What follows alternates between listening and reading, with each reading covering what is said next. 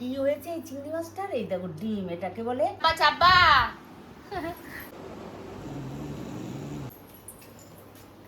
আর এটা হলো কচু। হ্যাঁ ছেড়ে দেবো, তাই বলছো? হ্যাঁ আমি ওটা ওটুকু খাইয়ে দিই। আগে যখন বাপের বাড়িতে আসতাম ঘুম থেকে প্রায় উঠতে উঠতে বাজিয়ে দিতাম বেলা 1টা 1:30, বাট এখন এমনই অবস্থা, মানে ভাগ্যের 8টার সময় ঘুম থেকে উঠে পড়তে হচ্ছে, কারণ ভিডিও এডিটিং আপলোডিং থাকবে। লিটিল গোল্ডের শরীরটা একটু অসুস্থ, ওকে খাওয়াতে হবে। তো আজকে ছিল আমাদের বাপের বাড়ি প্রথম দিন। কদিন থাকবো সেটা তো আজকের ব্লগে বলবোই, তার পাশাপাশি মা কী মজাদার রান্নাবান্না করলো, লিটিল গোল্ডের জ্বরের আপডেট কেমন থাকলো, সব মিলিয়ে আজকের ফাটাফাটি এবং মজাদার ব্লগটাকে সাজিয়েছি। হোপফুলি তোমাদের ভীষণ ভালো লাগবে। হ্যালো মাই লাভলি ভিউয়ার্স, আমি Priyanka and welcome to my channel Priyanka's time story. যারা যেখান থেকে দেখছো সবাইকে থাকলো মোস্ট ওয়েলকাম। এখন মা বাড়িতে নেই, বাবা গেছে ওপরে ছাদে স্নান করতে, গাছে জল দিতে, অনেক রকমের কাজ থাকে বাবার বাড়িতে এসে। তো সেগুলো করতে করতে আমি ভাবলাম ডাইনিংটা একটু গুছিয়ে রাখি, কারণ মার যে হাউস হেল্প রয়েছে সে এখনও আসেনি। ঘর ঝাড় দেবে, ঘর মুছবে, বাসন মাজবে, সবজি কাটবে, মাছ টাছ ধোবে। এক একদিন লবণ হলুদ লাগিয়ে রাখে, একদিন মা বারণ করে, সেদিন লবণ হলুদ লাগায় না। মার এখন যে হাউস স্টাফ রয়েছে তার থেকে আগে একজন জেঠি ছিল।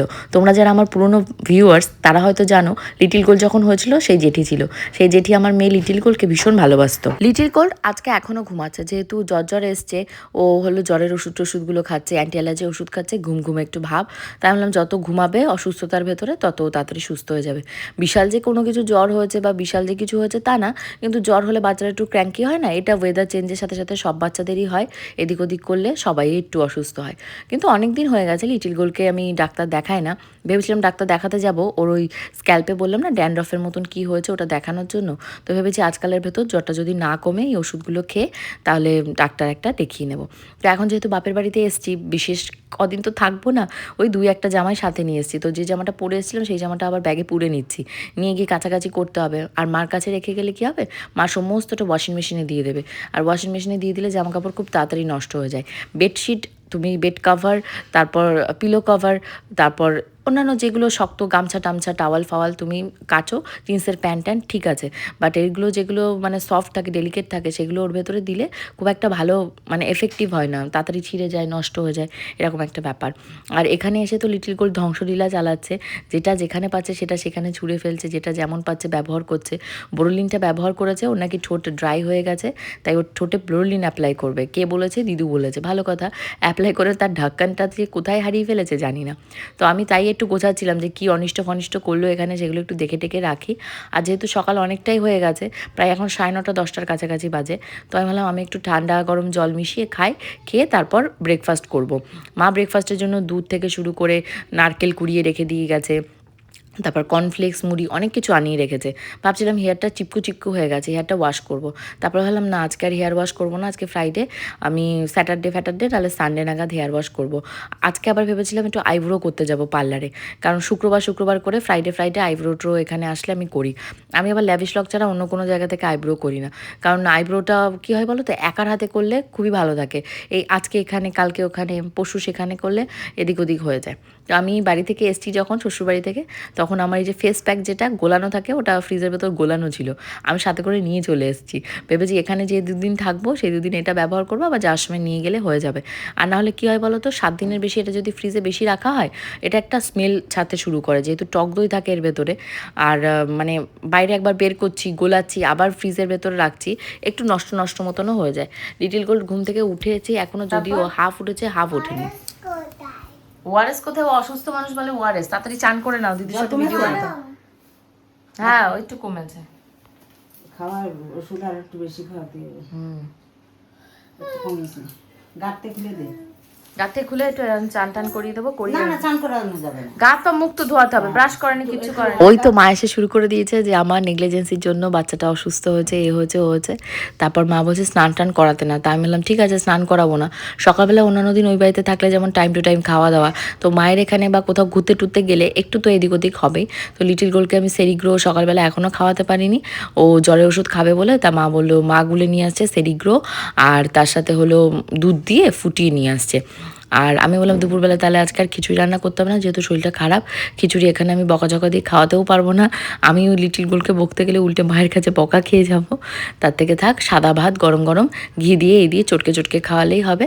আর মা বললো কতগুলো চিংড়ি মাছও মার রান্নাবান্না করা রয়েছে, বললো চিংড়ি মাছ দিয়ে খেলে হবে। বাচ্চাদের আবার কী বলো তো, এক্সেসিভ মাত্রায় চিংড়ি মাছ, তারপর ইলিশ মাছ, মাংস টাংস এগুলো খাওয়ানোও ঠিক নয়। কিন্তু ওই লিটিল গোল ডল পুতুলের মতন খেতে চাইছে, টপাটপ চিংড়ি মাছ খেয়ে ফেলছে, মজা লাগছে, ছুলে ছুলে দেওয়া হচ্ছে, ও টপাটপ খেয়ে নিচ্ছে। তো আমি ওকে আবার একটু স্নান ধান করিয়ে দিলাম, যেহেতু ও সেরিলাক্স খেতে গেছিলো, সেরিলাক্স খেতে গিয়ে ওর গায়ে ফায়ে মুখে টুকে সব জায়গায় ফেলেছে। তা বললাম তাহলে আসো হাত মুখ যা আছে ভালো করে ধুইয়ে, মাথায় আর জল দিইনি, মাথার চুলটা আঁচড়ে এখন আমি বললাম পাখার নিচে আর তুমি খবরদার এখন দাঁড়াবে না, তুমি এই গরমের ভেতর দিয়েই হাঁটো, আধা ঘন্টা 30 মিনিট পরে আমি পাখা চালিয়ে দেবো। লিটিল গোল বাড়ি থেকে আসার সময় আবার বাউলি একটা প্যাকেটে করে নিয়ে এসছে, ওর একটা খেলনার অ্যাভেঞ্জার রয়েছে দেবশ্রীদির ছেলের থেকে আনা, মানে অনেক জিনিস খেলনা টেলনা দেবশ্রীদি নিচে গেলে নিয়ে আসে। সোনু তো সব ছেলেদের খেলনা, ওর তো সব মেয়েদের খেলনা, ওর আবার সেই ছেলেদের খেলনা পছন্দ। ও আবার গাড়ি অ্যাভেঞ্জারের সেট সব আবার সোনুর কাছ থেকে নিয়ে এসছে, তো সেগুলো আবার ও দিদু বাড়িতেও নিয়ে এসছে। তো মা আবার সেরেলাক যেটুকু বেশি ছিল সেটুকু আবার নিয়ে ওকে খাওয়াতে বসিয়েছে। আর যতবার খাওয়াতে যাচ্ছে ততবার মানে বলছে মা আমি আর খাবো না, মা আমি আর খাবো না, এত মায়া মায়া করে বলবে সে, তোমরা সেকেন্ড টাইম দেখে বলবে কি না প্রিয়াঙ্কা তুমি এত নিষ্ঠুর কী করে হও, তুমি ওকে খাওয়াও কী করে, এত না না বলার পরেও। অ্যাকচুয়ালি কী বলো তো, মায়ের মন তো, আমি তো জানছি যে আমার বাচ্চার পেটে খিদে রয়েছে, কোনটা আমার বাচ্চার জন্য ভালো, কোনটা আমার বাচ্চার জন্য খারাপ, কোনটা ও সত্যি সত্যি বলছে, কোনটা ও মিথ্যে মিথ্যে বলছে বা অ্যাক্টিং করছে। তো ও এগুলো অ্যাক্টিং করে করে বলে।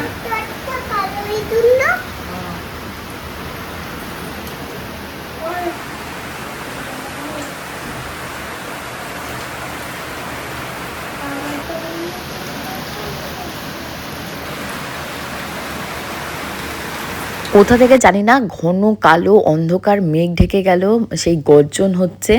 কোনো রকমে লিটিল গোল্ডের দিদু বাড়ির ভেতরে ঢুকে এসছে, মানে মাও ঢুকেছে, আর সাথে সাথে এরকম ঝমঝমিয়ে বৃষ্টি। তারপর বাবু একবার এসেছিলো, ছাদে সমস্ত আচার আমশি এগুলো সব বানানো ছিল, বাবু এসে সব তুলে রেখে দিয়ে মা সবে রান্নাঘরে এসছে, রান্নাবান্না করবে বলে ভেবেছিল আজকে ছাদে নিয়ে গিয়ে কচু শাক রান্না করবে, সেইটা দেখাবে।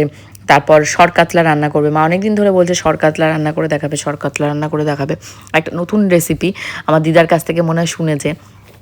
সেটা আর খাওয়া হয়নি। দিদা যখন এসেছিলো আগরপাড়া দিদা, সেদিনও রান্না করবে বলে মা আর করেনি। তো এই মাছগুলো আগরপাড়া দিদা ধুয়ে রেখে দিয়ে গেছে। দিদা এত সুন্দর মাছ কোচগুলো ধোই, মানে মাছ থেকে এক ফোঁটা তোমাদের লাল জল বেরোবে না। আর এখানে এই যে মা রান্নাবান্না সব বসিয়ে দিয়েছে, এখানে চাল ভাত বসিয়ে দিয়েছে চাল টাল ধুয়ে। আর এখানে হলো মার কচু শাক রান্না অলমোস্ট হয়ে গেছে। কচু শাকটা মায়ের আজকে ভীষণ টেস্টি হয়েছিল, ইলিশ মাছের মাথা দিয়ে করেছিল।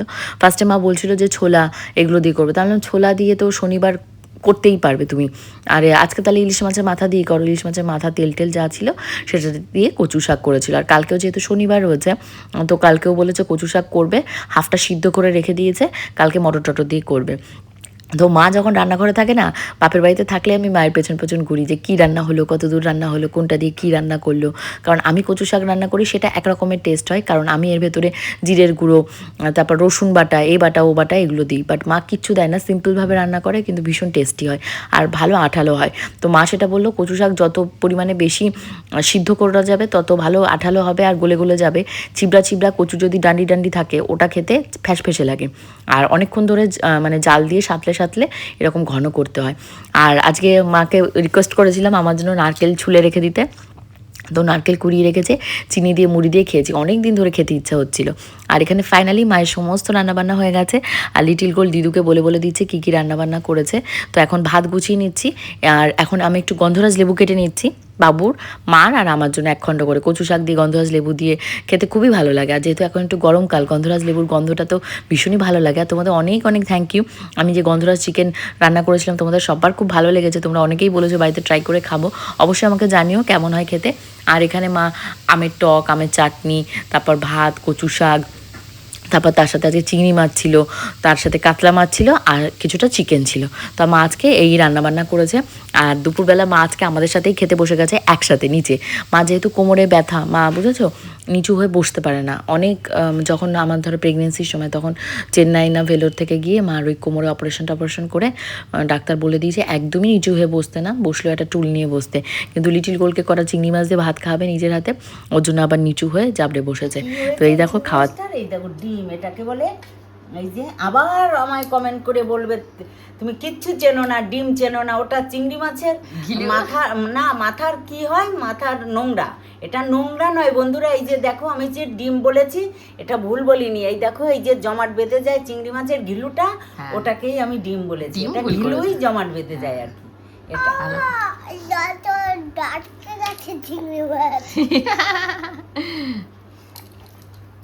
মায়ের সাথে দোকানে যাবে বলে লিটিল গোল্ড প্রচণ্ড কান্নাকাটি আর প্রচণ্ড বায়না করেছে, বাট আমি যেতে দিইনি। সেই কেড়ে রাখার মতো লিটিল গোল্ডকে কেড়ে রেখেছি। আর মাও বলছে যেহেতু বৃষ্টি হচ্ছে প্রচুর, রাস্তাঘাট পিচ্ছিল, মা বয়স্ক মানুষ, হাতে করে নিতে গিয়ে যদি মানে স্লিপ টিপ কাটে, তারপর ওর জ্বর যেহেতু এসছে মাথায়, যদি আবার বৃষ্টির জল পড়ে, ও কী করেছে আমার কাছ থেকে লুকিয়ে দাদুর সাথে দোকানে যাবে। মা বলে গেছে দাদু তোকে দোকানে নিয়ে যাবে, টিপের পাতা, কোথায় একটা লিপস্টিক, এগুলো সব জোগাড় করে বাইরে রেখে দিয়েছে। যদি ঘরে আসলে আমি ওকে আটকে দিই, আটকে বাবুর পায়ের পাশেই শুয়ে পড়েছে। কি কিউট একটা মোমেন্ট, এটা রেকর্ড না করলে হয়। তো আমি ওটা রেকর্ড করে রেখেছি। আর তারপর ও যখন বাবুর পায়ের কাছে ওইভাবে ঘুমিয়ে পড়েছে যে দাদু উঠলেই ও টের পাবে, দাদু ওকে নিয়ে দোকানে যাবে, আমি আবার কি করেছি, ওকে এনে এই খাটের উপর শুয়ে দিয়েছি। খাট থেকে এখন আর ঘুম থেকে ওঠেনি। এর ভেতর ঝুনু কাকি এসে অনেকবার চেষ্টা করেছে ওকে ঘুম থেকে তোলার, ওঠো ওঠো ওঠো, ও আর ওঠেনি। মাও ঢুকেছে প্রায় 10টা বাজে তখন। আমি আর কি খাবো, তখন সন্ধ্যা থেকে কিছু খাইও নি, শুয়ে পড়েই ছিলাম আমি। তো এই ফ্রেঞ্চ ফ্রাইস, নাগেটস যা ছিল ওগুলো সব ভেজে ভুজে খাবো। আর হোপফুলি আজকে ব্লগটা তোমাদের ভালো লেগেছে। আমি আর মাত্র একটা দিনই বাপের বাড়িতে থাকবো, কারণ এরপর বাড়ি গিয়ে গোছানো গাছানো অনেক কিছু রয়েছে। তারপর গোবিন্দ নর্মদেশ্বরকে সাথে আনিন, তোমাদের গপুদাকে দায়িত্ব দিয়েছি জল পাল্টে দিতে। তো বাড়ি আর না গেলেই নয়, পার্সেল ব্যাক টু ব্যাক এসেই যাচ্ছে, যেহেতু যা সামনে রয়েছে অনেক পার্সেল আসছে, সেগুলো কোথায় কোনটা এদিক ওদিক হয়ে যাবে। আর শিবানীদিদের 3 দিন 4 দিনের ছুটি দিয়ে এসেছি, বলেছি যে কদিন আমি থাকবো না সে কদিন তোদের ছুটি। তো আজকের মতন ব্লগেরও ছুটি, বাই।